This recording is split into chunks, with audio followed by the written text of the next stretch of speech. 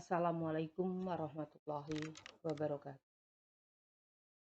Selamat pagi anak-anak, apa kabar? Alhamdulillah semua dalam kondisi baik, kondisi sehat. Anak-anakku semua, marilah kita mempelajari masa pemerintahan di Indonesia yang terkenal kita sebut demokrasi terpimpin. Apa tujuan pembelajaran kita?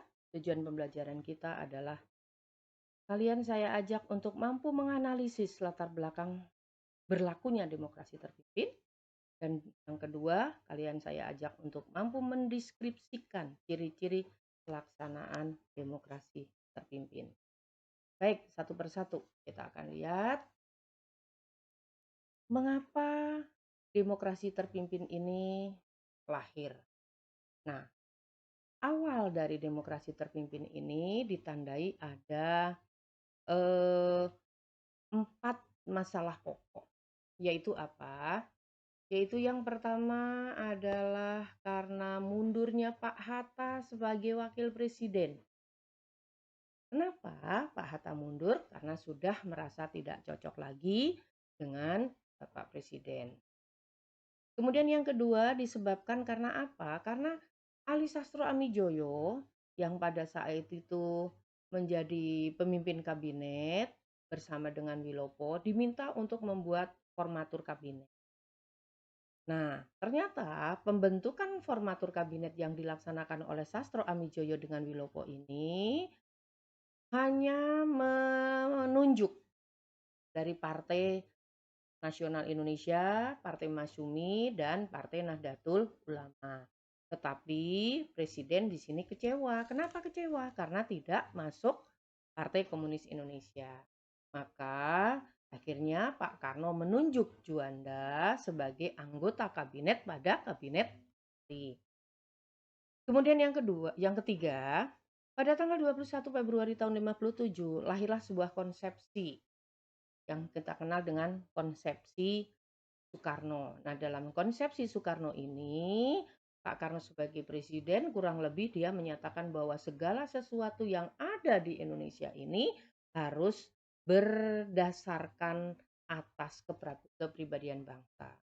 Oleh karena itu, pada tanggal 17 Agustus tahun 57, Pak Karno dalam amanat eh, pembina upacara atau istilahnya amanat peringatan Hari Kemerdekaan pada tahun 57, Pak Karno mengamanatkan bahwa sistem politik di Indonesia harus cocok dengan kepribadian bangsa. Itulah awal demokrasi terpimpin. Artinya apa? Artinya bahwa dalam demokrasi terpimpin ini Pak Karno kurang lebih menyatakan bahwa beliau adalah salah satu atau satu-satunya pemimpin di Indonesia. Kemudian berikutnya, apalagi juga yang mendasari atau yang mengawali adanya demokrasi terpimpin, yaitu adanya dekret presiden. Kenapa dekret presiden ini juga melatar belakangi lahirnya demokrasi terpimpin? Karena pada dasarnya bahwa dalam pemilihan umum tahun 55 pernah memilih sebuah dewan yang disebut dengan Dewan Konstituante, yaitu Dewan Pembuat Undang-Undang Dasar untuk menggantikan Undang-Undang Dasar eh, Undang-Undang Dasar sementara, tetapi ternyata kabin konstituante ini tidak mendapatkan hasil. Sehingga pada tanggal 3 Juni tahun 59 konstituante ini dinyatakan reses. Sehingga kemudian 5 Juli 59 Pak Karno mengambil satu keputusan yang kita kenal dengan sebutan dekret presiden. Nah, ini isi dari dekret presiden. Nah, kemudian bersama dengan itu juga, maka kemudian tanggal 6 Juli tahun 59 Kabinet Juanda akhirnya merasa sudah tidak bisa eksis lagi disebabkan karena apa? Disebabkan karena semua kebijakan sudah diambil oleh presiden. Maka kemudian Kabinet Juanda menyerahkan mandatnya kepada Presiden Soekarno dan sejak itu lahirlah pemerintahan demokrasi terpimpin.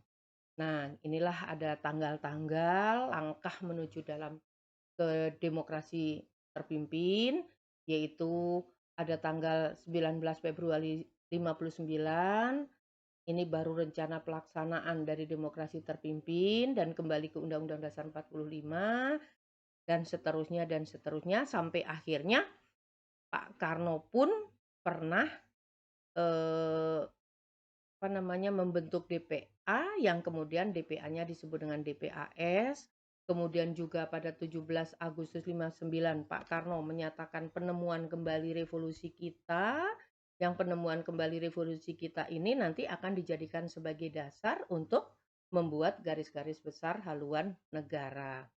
Kemudian juga munculnya Manipol Usdek yang dijadikan sebagai asas dasar untuk pembuatan garis-garis besar haluan negara. Bahkan Pak Karno pun juga membentuk MPPR, yaitu adalah pembantu presiden untuk kebijakan khusus darurat untuk masalah revolusi. Selanjutnya kita juga masih melihat apa sih politik pasca tahun 59 yang kemudian kita kenal, masa itu kita kenal dengan masa Orde Lama, yaitu adalah mulai berlakunya demokrasi terpimpin di bawah satu pimpinan, yaitu adalah pimpinan Pak Karno. Sejak itulah terjadi penyimpangan Undang-Undang Dasar 45 dan Pancasila. Beberapa contoh dari penyimpangan-penyimpangan itu adalah adanya Manipol Usdek dijadikan sebagai GBHN, kemudian membentuk DPR-GR, kemudian adanya Nasakom, pembentukan MPRS yang semuanya itu orang-orangnya ditunjuk oleh Pak Karno, dan juga bahkan Pak Karno pun pernah diangkat menjadi presiden seumur hidup.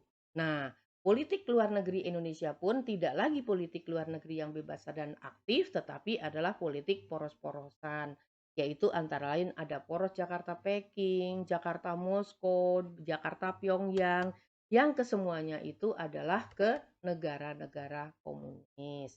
Nah, kemudian dalam pelaksanaan demokrasi terpimpin, ini ada pembentukan kabinet gotong royong, melaksanakan manifesto politik atau Manipol Usdek, kemudian Pak Karno turun langsung mengatur ekonomi, bahkan kemudian muncul politik mercusuar, kemudian politik luar negeri yang poros-porosan, bahkan akhirnya Indonesia pun menyatakan berkonfrontasi dengan Malaysia sampai dengan keluar dari anggota PBB. Mungkin itu tentang demokrasi terpimpin, yang kemudian dari demokrasi terpimpin ini kita akan melanjutkan nanti masa